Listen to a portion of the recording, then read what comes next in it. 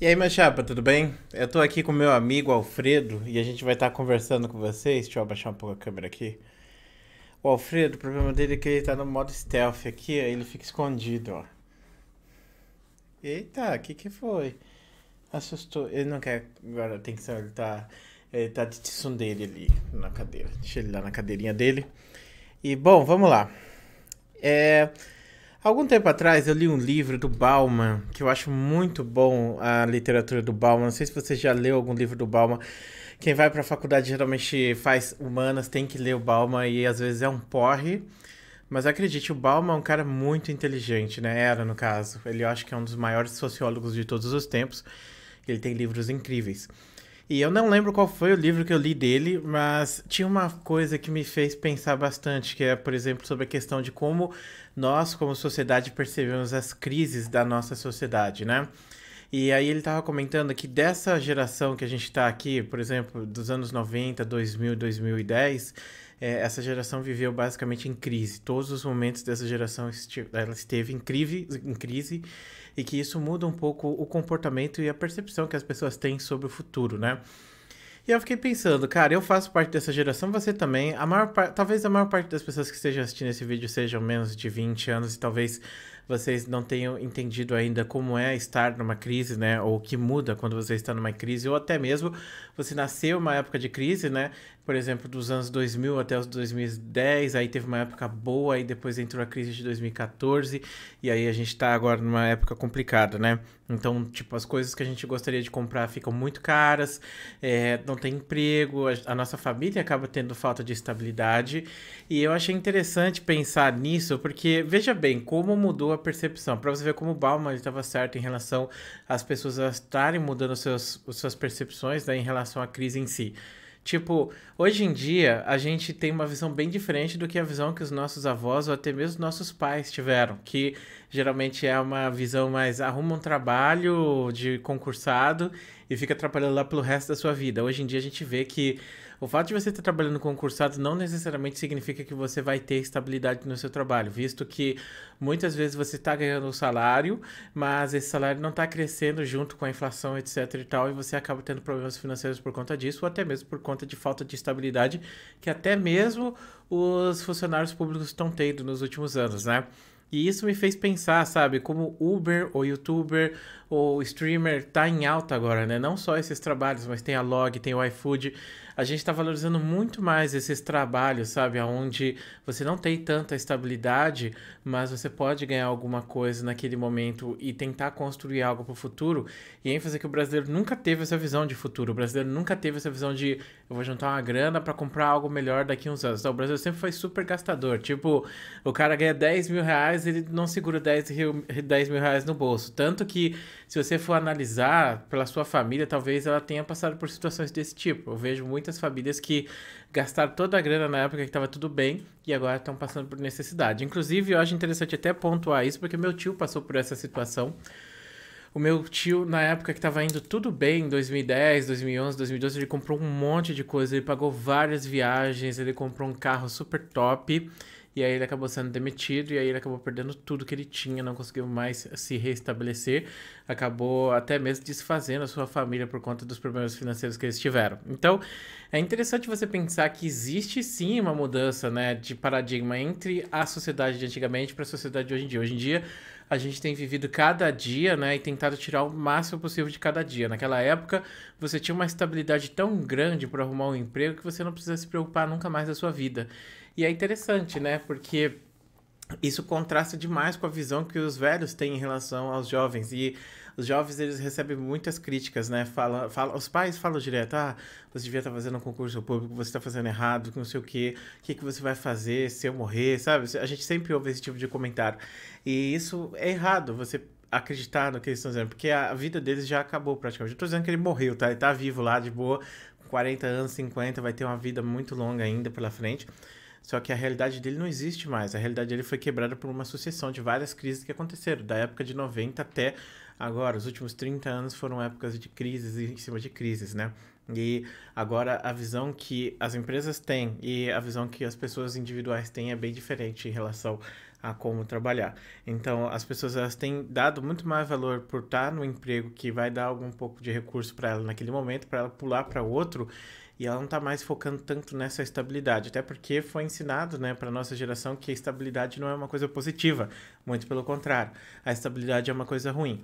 E aí a gente sempre pensa, né, qual que é melhor? Será que a época da estabilidade era melhor do que essa época agora de instabilidade?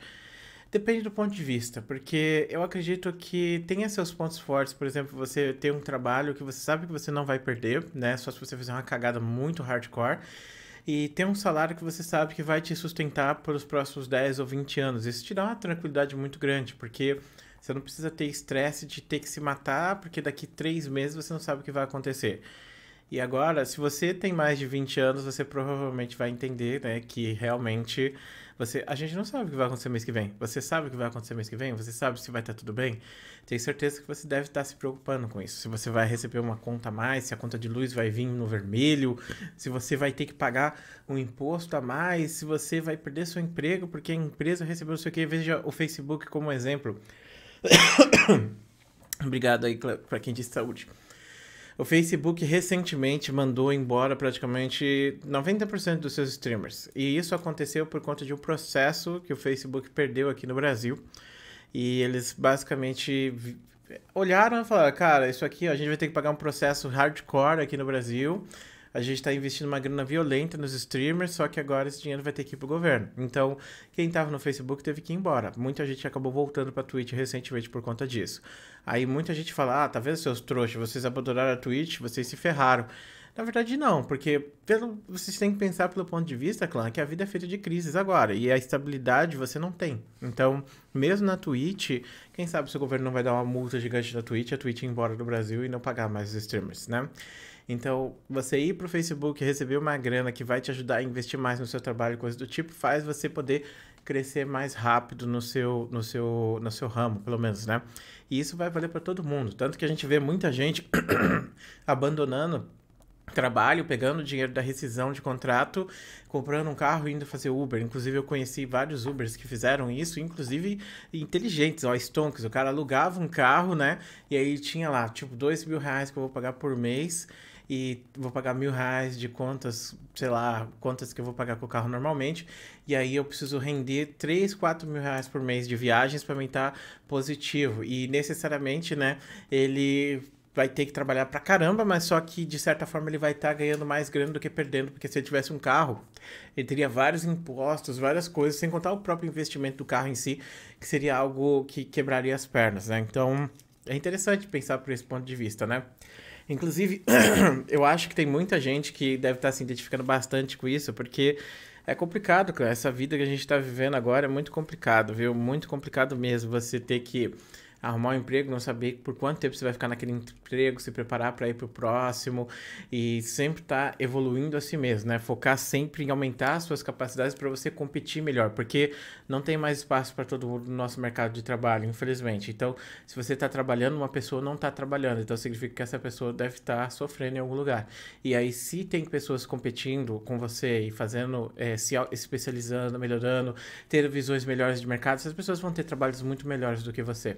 Então, é importante sempre estar evoluindo essas coisas. Se você, tipo, não foi pro mercado de trabalho ainda, se você tem menos de 20 anos, ou até mesmo tem 20 anos e ainda não prestou atenção nessas coisas, sério, leve em consideração bastante isso que eu tô falando pra você, porque eu falo pra você do ponto de vista de alguém que já tá nesse mercado há alguns anos, né, 10 anos no mínimo, e alguém que passou por várias experiências negativas e que pode estar dando um pouco de experiência pra você não tá fazendo os mesmos erros que eu fiz, né, e não leve em consideração mais esses papos de fazer um concurso público e passar e ficar trabalhando para sempre no mesmo lugar, porque isso não é mais tipo aquela coisa que acontecia nos anos 60, 70, 80, onde você fazia um concurso e ficava pelo resto da vida ali. Isso não funciona mais para nossa geração. E, como eu disse, você pode estar até ganhando dinheiro, você pode estar ganhando, sei lá, R$ 1.000, R$ 2.000 do seu concurso público, só que você nunca vai ganhar mais do que isso, vai ficar preso nisso pelo resto da sua vida. Tudo bem que vai receber uns aumentos conforme vai tendo inflação, mas a gente está num patamar que sobe tanto o preço das coisas. Aqui no Rio de Janeiro mesmo, as coisas estão tão caras no Rio de Janeiro, não sei como alguém pode sobreviver no Rio de Janeiro com R$ 2.000 por mês. Sério. Pode perguntar aí para as pessoas que moram no Rio de Janeiro, ou se você mora no Rio de Janeiro, seus pais que bancam a casa, analisa as finanças deles e veja quanto que você gasta só para na sua casa, para financiar a sua casa. E comprar uma casa própria mesmo, impossível. Eu tava vendo uma postagem no Twitter agora mesmo de alguém falando como que você compra uma casa. A nossa geração, essa geração que veio da época da década de 90 para cá, não vai ter casa, não vai ter casa própria. A única coisa que a gente vai poder ter é a casa dos nossos pais, porque se a gente perder essa casa, a gente nunca vai ter.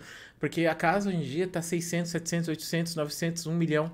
Como que você junta 1 milhão? Não tem como, só se você ganhar muita grana. E mesmo que você ganhe muita grana, sei lá, uns 10 mil reais por mês, você comprar uma casa de 1 milhão não é uma coisa simples. E se você fizer um crediário, você vai pagar pelo resto da sua vida, aí você vai morrer, o seu filho ainda vai pagar um monte de prestação para ter essa casa, né? Então, por isso, muitas pessoas têm optado por fugir para interior, onde é mais barato a vida, ou até mesmo comprar um apartamento, que também é relativamente mais barato, mas não é tipo, sei lá, 50 reais. Geralmente é 150, 200 mil reais, até 300 mil reais um apartamento. Pelo menos aqui no Rio de Janeiro, né? Em outras capitais, eu imagino que seja mais barato. Em capital como São Paulo, Rio de Janeiro são as mais caras do Brasil. Acho que Curitiba também é caro, embora que deva ser bem mais barato do que a vida em São Paulo. E cidades do interior, né? Geralmente você consegue, mas aí você vai para o interior, aí você não tem as mesmas oportunidades de trabalho que você teria numa capital, né? Então é complicado. É complicado. Então, bom, aqui aquela coisa de estudar vale muito mesmo. Mas não só estudar para você ter um diploma, porque muita gente vai chegar no trabalho, vai pegar o papel deles, vai fazer assim, ó. Ih, caramba. Tá difícil aqui, ó. Vai chegar com o papel assim, ó. Aí, aqui, ó, esse aqui é o meu diploma, ó, me contrate. Aí vai chegar um maluco lá com diploma, um monte de curso de especialização e vai passar na sua frente e aí GGWP o seu diploma. Você vai ser um universitário que saiu da faculdade e vai estar desempregado. E acredite, muita gente sai da faculdade desempregada. Eu tava vendo que era tipo 50% do número de pessoas que terminam a faculdade e sai desempregado da faculdade.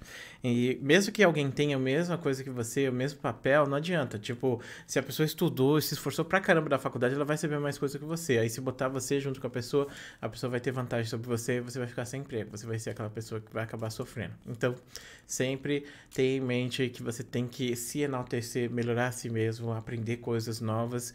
E a gente tá numa época que a gente tem que viver cada dia. Não dá mais pra gente viver os anos, né? Ah, não, porque desse ano vai ser tudo tranquilo, porque eu estou no meu concurso, está tudo certo, vai estar tudo 100%. Então, tem que se esforçar, né? O que você acha desse tipo de situação? Talvez esse vídeo tenha ficado mais enrolado do que eu gostaria e tenha ficado bem longo, né? Mas eu queria ter passado esse ponto de vista pra vocês, de qualquer maneira, viu? Bom, muito obrigado por assistir esse vídeo, um grande beijo, um grande abraço e a gente se vê depois.